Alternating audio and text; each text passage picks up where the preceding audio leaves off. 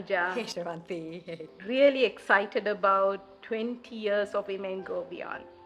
As the person heading the initiative now, why don't you start by talking a little about the purpose and the objectives? So, the Women Go Beyond program is about empowerment aligned with driving ourselves towards that goal of gender equality. Um, Being a program that's been running for 20 years now, there is a lot of work and interventions that still continue from the beginning. So, awareness and education on reproductive health and rights for women and men both. Um, Doing a lot of work to give access to information on gender based violence, the tools that women need to get the support they need.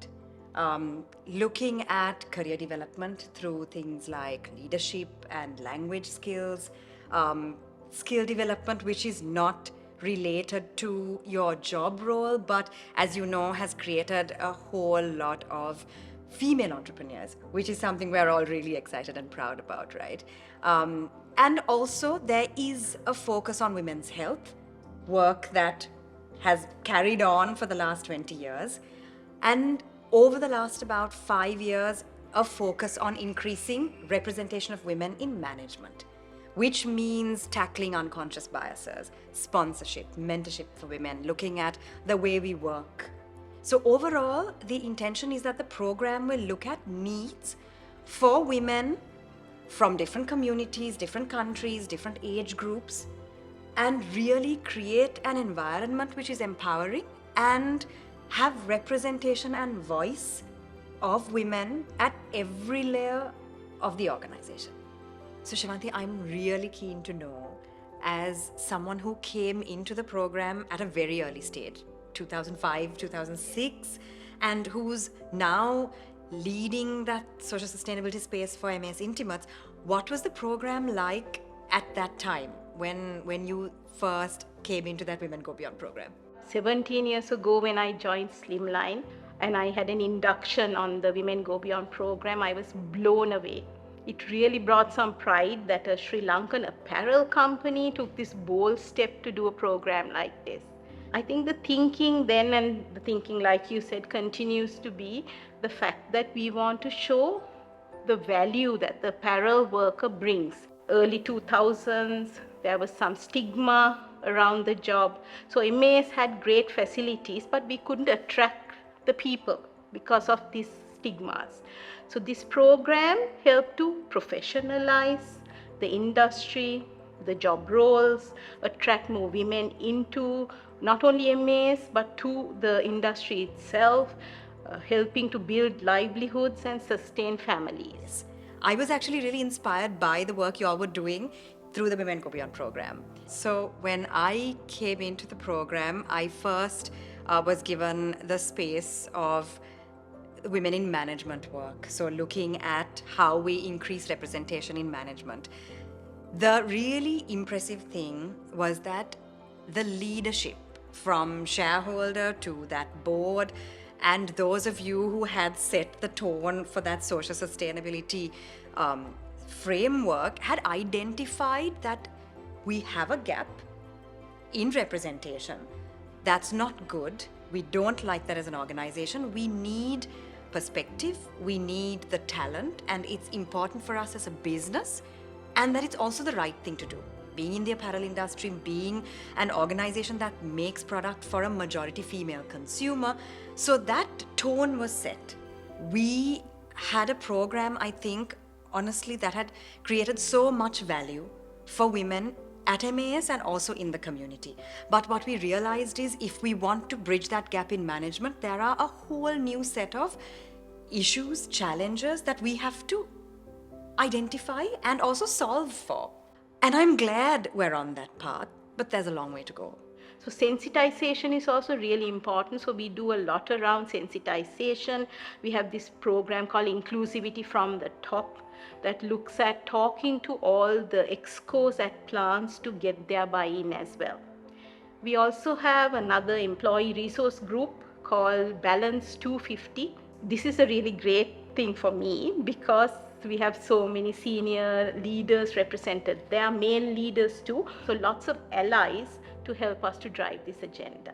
That connect and the tone being set by leadership makes such a big difference, right?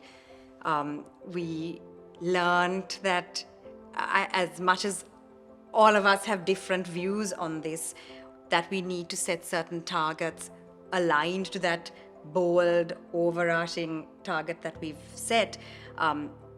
Set certain goals and KPIs for ourselves, for the leadership, in terms of representation of women on different levels of decision-making boards. When we talk about women in management, it has to be people with the skill, with the capability, but having that leadership accountability, which trickles down to the teams, I think does help us to get over that initial hurdle. Having said all that, in your view, do you think the program has had an impact? I think from a shop floor point of view, we have really got there in terms of people's confidence, self-efficacy, the way they carry themselves. They are really owning their professional and personal narrative, right? In the women in management space, we have a ways to go. But an area that sometimes is challenging, Thanuja, is these young people who come and ask us, especially young ladies who come and ask me, why are you giving me some preferential treatment? I want to get there on merit. I hear you, because that there is always that question, right, from women and men, why are we focusing so much on women? And I always say the gap is obvious. We can see that in the numbers, where an industry that is driven by a majority female workforce, but that workforce is majority at a factory floor level. If as an organization we really want that talent, we want that perspective, it's good for business, we do need to have a focus. Seeing women in roles like manufacturing or areas where you don't have women on boards, on certain committees, having that female on the committee, having the second, the third, and then the numbers increasing inspires other women. The next 20 years, what do you think the program will be like? What do you want for it? I hope that empowerment, women's empowerment, is integrated into our DNA. So we will have to continue some of the programs that we are doing. The approach might be different. The challenges, issues will definitely be different. We need to move with the nuances, the needs of the time. And I really want the Women Go Beyond program to be something where we look at how we support persons who are disadvantaged because of their gender. Yes. Right? I mean, from that focus on women, moving at anyone who's disadvantaged because of their gender, that really is my hope. I think we already have started some work in that area as well. Definitely to expand it to different genders and how we can do a similar replicable program for them as well. So here's to really changing the world, right, Shevanthi? In the next 20 years, I'm hoping you'll be there flying this flag like you have. Retired is the word for me. But I think what you said, something that you said, the fact that it has to be adaptable. I think in the last 20 years, it has evolved, and the adaptability, agility of the program is really about the success that we have had, the impact, the social impact that we have had, not only on our own women, but also the ladies in the communities, in the families as well.